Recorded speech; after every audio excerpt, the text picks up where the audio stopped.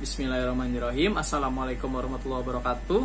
Perkenalkan, nama saya Marsito dengan NIM 66. Di sini saya akan menjelaskan laporan kunjungan industri virtual PT Indofood Sukses Makmur Tbk Semarang, Jawa Tengah dengan mata kuliah Kimia Industri dengan dosen pengampu Dr. Haja Siti Suryaningsih MSI. Saya dari Pendidikan Kimia UIN Jakarta, kelas 5C. Di sini saya akan melaporkan kunjungan industri virtual PT Indofood Sukses Makmur Tbk Semarang, Jawa Tengah. Yang pertama ada sejarah perusahaan, yang kedua ada bahan produksi, yang ketiga ada alat produksi, yang keempat ada proses produksi, yang kelima ada produk, yang keenam ada limbah produksi, yang ketujuh ada pengolahan limbah, yang ketiga ada K3 di perusahaan, yang ke-9 kandungan kimia di produk, yang ke-10 ada referensi. Yang pertama, sejarah perusahaan. Sejarah singkat berdirinya perusahaan PT Indofood Sukses Makmur Tbk merupakan salah satu perusahaan yang bergerak dalam bidang industri pengolahan makanan, yaitu mengolah tepung terigu beserta bahan-bahan lainnya untuk menjadi mie instan. PT Indofood Sukses Makmur Tbk semula berdiri dengan nama PT Sanmaru Food Manufacturing Co. Ltd. Berdiri pada tanggal 27 April 1970. Pabrik pertama didirikannya di Jakarta, sedangkan PT Sanmaru Food Manufacturing Co. Ltd. di Semarang berdiri pada tanggal 31 Oktober 1987, yang diresmikan oleh Menteri Tenaga Kerja Sudomo dan Menteri Perindustrian Insinyur Hartarto pada tanggal 1 Maret 1994, PT Sanmaru Food Manufacturing Co. Ltd. bersama dengan perusahaan lainnya bergabung dengan nama PT Indofood Sukses Makmur Tbk. Lokasi perusahaan PT Indofood Sukses Makmur Tbk, Divisi Noodles, Cabang Semarang, terletak di Jalan Tambak Aji 2, nomor 80, PO Box 127, Kelurahan Tambak Aji, Kecamatan Ngalian, Semarang, Jawa Tengah. Untuk keadaan alam PT Indofood Sukses Makmur Tbk, Divisi Noodles, Cabang Semarang, terletak di kawasan industri Semarang Barat, dekat dengan jalur utama Semarang, Jakarta, sehingga mempermudah distribusi. Semula, kawasan Tambak Aji merupakan perbukitan yang kemudian diratakan untuk dijadikan kawasan industri. Yang kedua, bahan baku. Tepung terigu merupakan bahan dasar pembuatan mie. Tepung terigu diperoleh dari biji gandum yang digiling. Keistimewaan terigu di antara seralai lainnya adalah kemampuan membentuk gluten pada saat terigu dibasahi dengan air. Sifat elastis gluten pada adonan mie menyebabkan mie yang dihasilkan tidak mudah putus pada proses pencetakan dan pemasakan. Bahan tambahan, tapioka. Tepung tapioka adalah pati yang diperoleh dari ekstraksi ubi kayu melalui proses pemarutan, pemerasan, dan penyaringan. Air. Air berfungsi sebagai media reaksi antara gluten dan karbohidrat, melarutkan garam, dan membentuk sifat kenyal gluten. Garam. Garam berperan dalam memberi rasa, memperkuat tekstur mie, meningkatkan fleksibilitas dan elastisitas mie, serta mengikat air. Minyak goreng. Minyak dapat digunakan sebagai medium penggorengan bahan.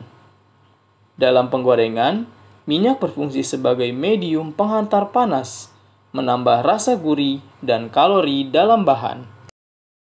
Yang ketiga adalah alat produksi. Yang pertama ada sreo, yang kedua ada mixer, yang ketiga ada dog feed, yang keempat ada dog sheet, yang keenam ada laminating roll, yang keenam ada continuous roll, yang ketujuh ada slither, yang ke-8 ada steamer, yang ke-9 ada cutter, yang ke-10 ada fryer, yang ke-11 ada cooler, yang ke-12 ada packer, yang ke-13 ada ethik sealing machine, yang ke-14 ada carton sealing machine. Yang keempat ada proses produksi. Proses produksi ini dimulai dari tepung terigu yang diaduk dengan bahan-bahan lainnya ditambah dengan larutan alkali. Setelah selesai pengadukan langsung ke proses pengepresan. Proses pengepresan ini dilakukan 6-7 langkah dengan ketebalan yang diinginkan. Setelah itu ada pembentukan untayan. Adonan mie menjadi untayan yang bergelombang. Habis itu, lakukan proses steaming atau proses pengukusan. Setelah dilakukan proses pengukusan, langsung ke proses cutting and folding. Di proses cutting and folding ini, mie dipotong-potong dan dikembangkan. Setelah itu, langsung masuk ke proses frying atau proses penggorengan. Setelah proses penggorengan, langsung ke proses cooling. Proses cooling ini pendinginan. Jadi setelah digoreng, langsung didinginkan. Setelah didinginkan, lanjut ke proses pengemasan. Proses pengemasan ini dibagi menjadi 2. Ada pengemasan biasa, ada pengemasan dengan cup. Yang kelima adalah produk. Produk PT Indofood Sukses Makmur Tbk terdiri dari 5. Yang pertama ada Indomie, yang kedua ada Sarimi, yang ketiga ada Supermi, yang keempat ada Sakura, yang kelima ada Nikimiku. Dengan standar nasional Indonesia 01-35551-1994. Yang keenam ada limbah. Limbah terbagi menjadi 2, limbah padat dan limbah cair. Untuk limbah padat yang pertama ada ceceran adonan mie dan produk kadaluarsa, serta mie gagal produksi. Yang kedua ada bekas kemasan bahan baku, bahan penolong, dan kemasan rusak. Yang ketiga ada limbah padat domestik seperti karton dan sampah yang berasal dari kantor dan kantin. Yang kedua ada limbah cair. Limbah cair terbagi menjadi 4. Yang pertama limbah cairan produksi, limbah cair laboratorium, limbah boiler, dan limbah kantin dan toilet. Yang ketujuh ada pengolahan limbah padat. Ceceran tepung yang digunakan untuk campuran mie hancur pecah, yaitu mie jatuh yang sudah kotor, digiling menjadi satu untuk pakan ternak. Mie hancur halus, yaitu mie masih bersih, dikirim ke PT ISM FID untuk diolah menjadi bumbu koya. Karton dan kantong tepung dan lain-lain dijual ke beberapa supplier dengan cara dilelang. Nah, untuk pengolahan limbah cair berbeda ya dengan limbah padat. Untuk limbah cair ada proses yang pertama, ada proses trapping. Proses trapping ini usaha untuk memisahkan antara limbah padat yang terikat dalam limbah yang mengalir. Yang kedua ada tahap ekulasi, ialah mengikat sumber limbah yang bermacam-macam, yaitu unit produksi, kantin, kamar kecil, dan boiler. Yang ketiga ada areasi, bertujuan untuk menggradasi sisa polutan secara aerob. Yang keempat ada sedimentasi, mengendapkan padatan tersubstansi yang terikat dalam proses areasi. Selanjutnya ialah koagulasi dan sedimentasi. Pengumpalan dimaksudkan untuk mengumpalkan padatan tersubstansi dengan bantuan aluminium sulfat yang disebut juga filter aluminium. Yang selanjutnya air limbah yang terolah ditampung di penampungan. Setelah itu air yang sudah ditampung untuk menyiram tanaman dan pencuci ban mobil. 8 ialah K3 di PT Indofood. Proses produksi pada industri ini diselesaikan oleh ratusan pekerja yang bekerja pada beberapa bagian di perusahaan.